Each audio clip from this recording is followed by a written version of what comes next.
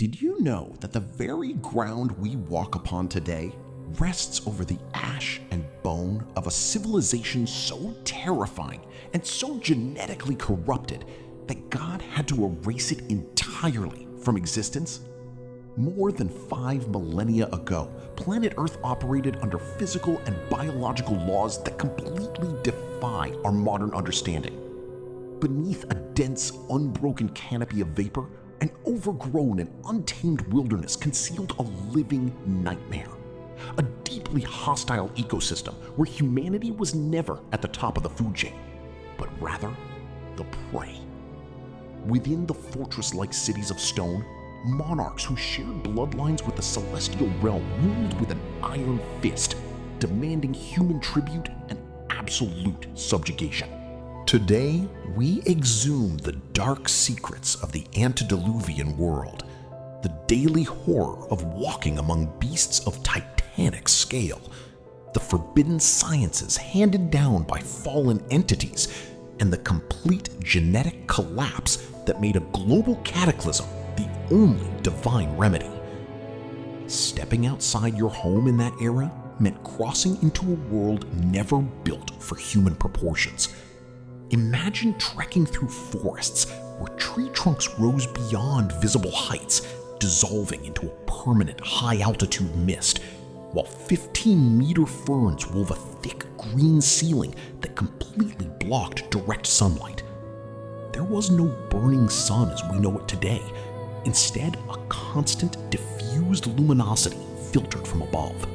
Ancient records and scriptures suggest a permanent canopy of water vapor enveloped the globe, a massive planetary greenhouse that kept temperatures tropical, humid, and completely uniform, free from storms or seasonal shifts.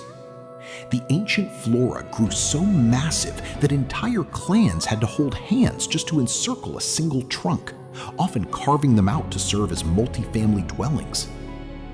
Harvesting food from these branches became a high-risk engineering operation, yet the vegetation was the least of your concerns. True terror announced itself when the earth shuddered beneath your feet, and the horizon filled with the colossal sauropods described in the Book of Job as behemoth. These staggering creatures reshaped the land by their mere presence, leaving behind mountains of steaming waste that created a lethal, suffocating stench.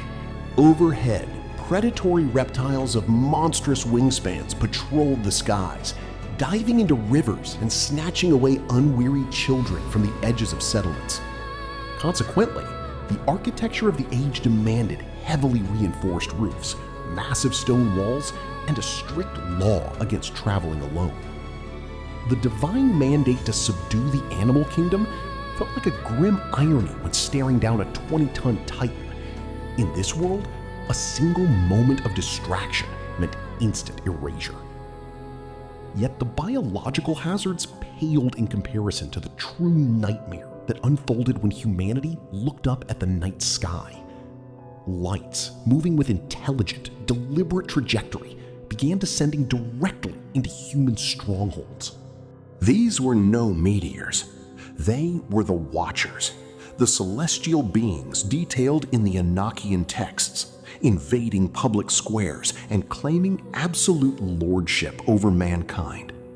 Their physical manifestations struck pure terror, entities standing nearly 10 feet tall, with luminous skin like incandescent metal and eyes that pierced through the deepest darkness. Possessing a terrifying omniscience, they spoke every tongue and knew the hidden secrets of every bloodline, using this knowledge to buy human devotion with irresistible gifts. Advanced metallurgy, rapid agricultural techniques, deep astronomy, and the dark arts of sorcery were unleashed all at once. The Book of Enoch tracks the grim curriculum of these fallen ones, Azazel mastering the weapons of war, Shemiyaza teaching witchcraft, and Barakweel demonstrating astrology. A massive technological leap that should have taken thousands of years of moral evolution was dumped onto a single generation. But the price they demanded was not gold. They demanded the wombs of human women. Genesis states it with brutal simplicity. The sons of God saw that the daughters of men were beautiful, and they took them by force. Through these unnatural unions, the human genetic code was completely hacked, resulting in monstrous pregnancies that tore through maternal bodies. The offspring of this transgression, the Nephilim, were born with terrifying dimensions and an insatiable hunger that struck horror into the hearts of midwives. Ancient accounts describe these infants opening their eyes with flashes of supernatural light, embarking on a terrifyingly rapid rate of growth. Within months, they possessed the strength of seasoned adult warriors. By age 5, they matched the size of an ordinary man, and upon reaching full maturity, they stood as 12-foot-tall titans. They were biological anomalies of devastating physical power, capable of uprooting trees and subduing massive apex predators with their bare hands. Yet the most terrifying component was their psychological makeup. They possessed hyper-intelligence, but lacked even a shred of empathy, operating as genetic psychopaths. When they completely depleted the agricultural and livestock resources of human communities, their ravenous gaze turned onto humanity itself, consuming the very flesh of men. Convinced of their absolute superiority, these hybrids claimed the thrones of the ancient world, becoming the men of renown recorded in Genesis. Tyrannical celebrities who erected massive megalithic fortresses, demanding heavy tributes of flesh, gold, and worship.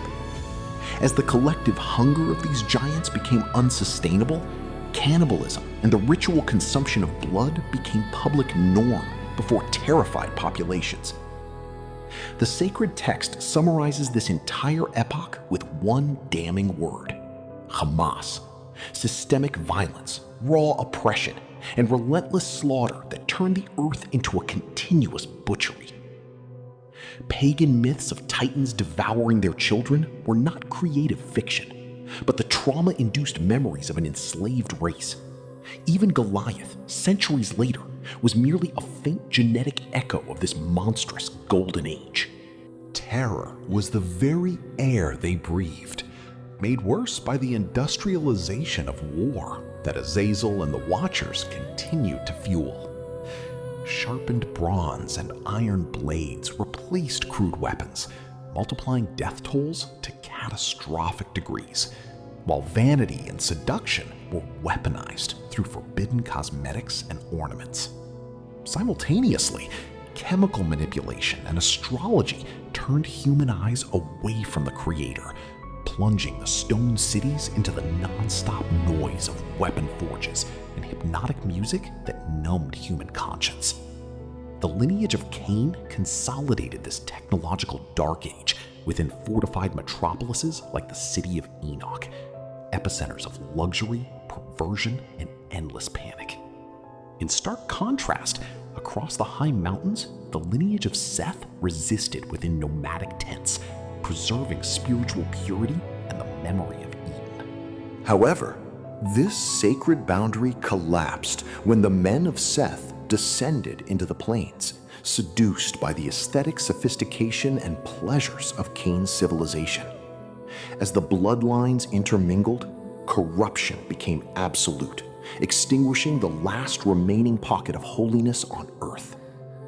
At this tipping point of social decay, the biological laboratories of the Nephilim pushed the transgression to its absolute limit, the systematic alteration of the genetic map of all creation. Genesis declares that all flesh had corrupted its way, using the Hebrew phrase Kol-bazar to indicate that the biological blueprint of every living thing was artificially deformed and crossbred. The texts of Jasher and Jubilees confirm the blending of entirely different species, giving rise to the chimeras, minotaurs, and sphinxes that later mythologies recorded as fantasy, but which were actually historical accounts of laboratory horrors. The global ecosystem collapsed under the weight of these unstable, agonizing mutations.